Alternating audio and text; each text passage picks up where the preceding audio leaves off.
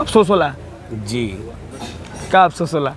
अफसोस होला ओहबरा के दर्शक के देख के, ओहबरा के गीत गौनई सुने वाला के देख के, ओहबरा के गीत गौनई गावे वाला के देख के। साइकिल पर आदमी साज बाज बांध के, उमें कोई के अगर साइकिल ना होके तो अपना साइकिल पर बैठा के आदमी लिया के जकार्ता के लगे जाओ वहाँ जाके आदमी गाना बजाना करे। तो पानी बा जवानी के अरे आके सधा जा, तो ये मोरे राजा आ जया जया जा। बिहान भैले जब बने से आदमी चले तो 5-5 को 6-6 को साइकिल से चुकी जाए के पड़े, तो आँख झप जाओ, पता लगे जे केहू हारमोनिया पीछा बांधल बा साइकिल चलाते में गिर गए तो गराहा में चल गए। जीन जीन ने प्रभु का नाम लिया, तीन तीन भव सागर पार किया, जय राम सिया जय राम सिया। गुरुओं की पहचान उनके शिष्यों से होती है। द्रोणाचार्य को लोग इसलिए जानते हैं कि उनके शिष्यों के सूची में अर्जुन थे। भगवान परशुराम को लोग इसलिए जानते हैं कि उनके शिष्यों की सूची में कर्ण का नाम आता है। वैसे ही सांदीपनी मुनि को लोग इसलिए जानते हैं कि उनके शिष्यों की सूची में कृष्ण का नाम आता है। और विश्वामित्र मुनि का नाम मानस पटल पर इसलिए लिया जाता है कि उनके शिष्यों की सूची में राम और लक्ष्मण का ही नाम आता है। आपको बता दें कि ऐसे ही गुरु और शिष्यों के परंपरा को लेकर आगे बढ़ने वाले लोग भोजपुरी गीत गौनई में, भोजपुरी गीत संगीत में कह सकते हैं कि नारदी विधा के व्यास होते हैं और गुरु शिष्य के परंपरा को लेकर के आगे बढ़ते हैं। हम आपको बता दें कि पिछले 25 से 30 सालों का संघर्ष है। पिछले 25-30 सालों से साहेबगिरी इस क्षेत्र में है, गीत गौनई कर रहे हैं। आज हमारे साथ मौजूद हैं। तमाम बातचीत किया जाएगा कि शुरुआती दौर से लेके अब तक क्या कुछ बदला है, क्या कुछ संगीत में बदला है, क्या कुछ श्रोताओं में बदला है। इस बातचीत के सिलसिला को शुरू किया जाए उससे पहले बहुत बहुत स्वागत है बाबा जी। नमस्कार। बातचीत का सिलसिला शुरू किया जाए, इसमें सबसे पहले हम यही जानना चाहेंगे कि कब से मतलब गायकी कर रहे होंगे आप? सबसे पहले हम सबका के प्रणाम करतनी। हम भोजपुरी में ही बोलब। ठीक, एकदम बोली। ऐसे कि भोजपुरी के ही हमनी कलाकार हैं। भोजपुरी में ही हम जौन शब्द संबोधित करे के बा, बोले के बा, कहे के बा, हम भोजपुरी में ही बोले। एकदम स्वागत। हम सन 1991 से गवतनी। हमरा दिन याद बा जना घड़ी राजीव गांधी मरल रहे सन 1991 में। वो बेरा से हम गवतनी। तब जब नया नया ओकरा माने गौनई होके तो लोग कहेला कि साइकिल से एगो बैटरी बांध के एगो चोंगा लेके जाइल जाओ गाँव गाँव। जी, माने माइक चोंगा तो लेके आदमी ना जाओ, लेकिन साइकिल पर आदमी साज बाज बांध के, उमें कोई के अगर साइकिल ना होके तो अपना साइकिल पर बैठा के आदमी लिया के जकार्ता के लगे जाओ वहाँ जाके आदमी गाना बजाना करे। बिहान भैले जब बने से आदमी चले तो 5-5 को 6-6 को साइकिल से चुकी जाए के पड़े, तो आँख झप जाओ, पता लगे जे केहू हारमोनिया पीछा बांधल बा साइकिल चलाते में गिर गए तो गराहा में चल गए। वो परिस्थिति से आदमी गुजरत टेकर भइल, कमांडर भइल, मार्शल बोलेरो स्कॉर्पियो हो गई। मार्शल बोलेरो स्कॉर्पियो हो गई। तब गावे मजा आवे कि अब गावे मजा होता? वो बेरा के एगो रुतबा ही दूसर है का रहे। वो बेरा एगो हमनी के लगे एगो अजीब किस्म के उमंग रहे।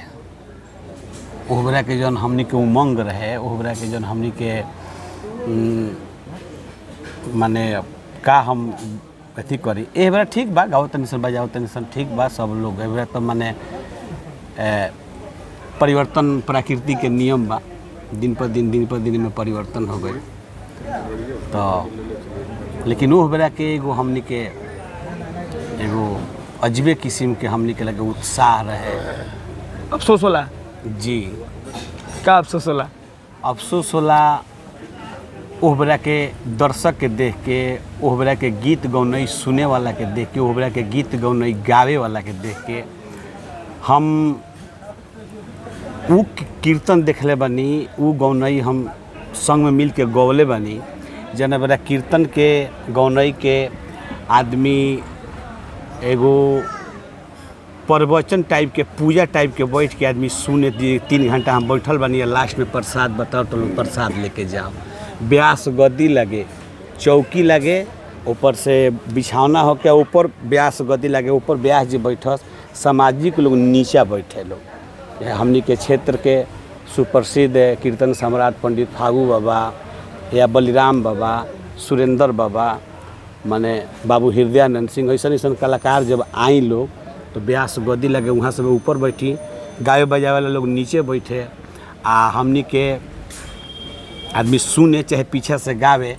लास्ट में 3 घंटा 3.5 घंटा के बाद प्रसादी बटाओ, प्रसाद खा के तब जाइल जा, तब आदमी अपना तब के कोनो गीत याद पड़ता है अभी ओकरा जब मैंने गीत होके ओकरा के दौर में जी तो सुनाई नहीं हो कोनो गीत ओकरा के गीत होके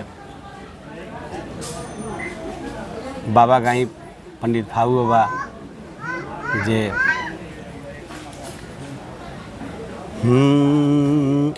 जय राम सिया, जय राम सिया, जय राम सिया, जय जय राम सिया। जिन जिन ने प्रभु का नाम लिया, तिन तिन भव सागर पार किया। जय राम सिया, जय राम सिया। ई गाना आ तब के ब्यास गद्दी 2024 में अगर रहित तो आज कलाकार सर्वाइव कर पाइत लोग का? देखी ऐसा तो चूँकि बात नहीं खे नीमन के आ बाउर दोनों माने बा, ऐसा बात नहीं खे। बाजार में लोग जाता तो परोरो किने वाला लोग बा, आ कुंडरी किने वाला लोग बा, आजो नीमन सुने वाला लोग बा। लेकिन अब रहल कि नीमन गवावे के कोशिश में लोग रहे तब नहीं लोग अगर कलाकार रउआ द्वार पर जाता रहे और रउआ कलाकार से कह दीजिए ना सिर्फ हमारा द्वार पर हमारा दरवाजा पर है ये गाना होके के चाहिए ना, तो हमनी चूँकि श्रोता के अधीन रही, हमनी कोई के मनोरंजन करे जाता नहीं, तो हमनी जब मनोरंजन करे जाता नहीं आ जब वही आदमी के आदेश ओंग बा तो हमनी के का करी। अब सवाल ही बनू कि बहुत लोग कहेला कि साहित्य समाज का दर्पण है, तो समाज में अगर वैसने होता तो चाहे बाउर होत हो क्या चाहे नीमन होत हो क्या तो गीत गाना में होता जी। तो मैं नीमन बाउर के ये क्लासिफिकेशन का है। जब साहित्य समाज का दर्पण है तो समाज में जो हो रहा है वो गीत गौनई में आ रहा है, वो चाहे बाउर है चाहे अच्छा है। जैसे भोजपुरी में गाना है मिस कॉल मारता रू किस देबू का हो, तो होता होगा ऐसे समाज में, तो गाना में आया है जी। अभी मतलब जब आप जाते हैं कहीं दोगला वगैरह गाने तो बहुत लोगों से आपको गाते हुए देखा गया है, तो मैंने किनके साथ गाने में ज़्यादा अच्छा लगा है? देखिए मैंने अभी चुन चुन के गालों के पर वालों नहीं प्रयास के वो माने हमरा सब कोई से हम गाइले, हमरा जे जे भेटा जाला आ हमरा कोई से हम एथी नहीं किए, हम कसम क्रिया नहीं किए हिंके से हम गाए हिंके से ना गाए, हम सब लोग से गाइले। हम पुलिस चचा से भी गौले बनी, हम बच्चा बाबू से भी गौले बनी, आ हम एबरा एगो जे हमनी के नीचा के हमनी के चेला बा शीश के शीश बा उनको लोग से हम गौले बनी। मैंने जे भेटाला आदमी गा लेला, जे जैसन आदमी अथी देख के समाज देख के आदमी वैसन गा लेला। अच्छा मंचो पर जब जल्दी गावे तो लाइक फरमाइश कर ले सैड सॉन्ग सुने के? जी ना वैसन बात नहीं है, तो उहो हमनी के सुनाई ले सन, तो कुछ हमनी के अपन ओइ लेखा माहौल ही बना ली ले सन कि हमनी के माहौल देख के आ हमनी लायक श्रोता रह जाले। तनी में से कोनो गीत हो जाए जिससे हमनी के अपन माहौल जिससे बना ली सन जे हमनी के देखी, चूँकि सब कलाकार लोग के अलग अलग व्यास कलाकार लोग के अलग अलग श्रोता बारे, अलग अलग माहौल बा जानी। आज भी शिरोमणि सुखनंदन यादव जी के श्रोता बारे हैं, आज भी भरत शर्मा जी के गीत सुनने वाला श्रोता बारे हैं, आज भी पुलिस राय जी के पूर्वी सुनने वाला श्रोता बारे, हर किस्म के श्रोता बारे, हर किस्म के लोग बा। तब आज के मतलब समय में कौन से कोनो गीत एगो हमनी के तई चूँकि है बिजनेस बा तो हमनी के बिजनेस बा तो वो लेखा हमनी के काम कर ही के पड़ी यानी तो जे जगह फरमाइशी करेला आदमी गावेला, लेकिन चूँकि देखते हुए स्टेज देखते हुए द्वार देखते हुए या गांव देखते हुए आदमी गाना बजाना। तो कोनो गीत को सुना दिया अंत में मैंने गाना। आज के समय में नहीं कहा जी। एगो पत्नी अपना पति से कहती है तो पानी बा जवानी के अरे आके सधा जा तो ये मोरे राजा आ जया जया जा हे मोरे राजा आ जया जया जा। अंतिम सवाल आज के सुनवैया से जब मैंने श्रोता बाजे मैंने गीत गौने सुना था वो लोग का संदेश दे। देखिए पहले रोज हम बता देने हैं कि परिवर्तन प्रकृति के नियम बा, सब चीज़ में परिवर्तन बा। गाना बजाना ठीक बा भी में दिन पर दिन परिवर्तन होते जाता। तो आजकल के श्रोता से हम यह कहब कि हमनी कलाकार रउरा सबे के अधीन रहिले आ रउरा सबे हमनी के देवता हैं, ठीक बा। तो रउरा सबे जेंग हमनी से गवाए, चूँकि हम पहले ही कहनी हमनी मनोरंजन करे जाता नहीं रउरा के यहाँ, तो हमनी गाएं जी हमनी गाए। चलिए ख़त्म करते हैं, बाकी हमारी बातचीत को लेकर के क्या राय है प्रतिक्रिया दीजिएगा। मिलेंगे अगले वीडियो में, तब तक के लिए धन्यवाद।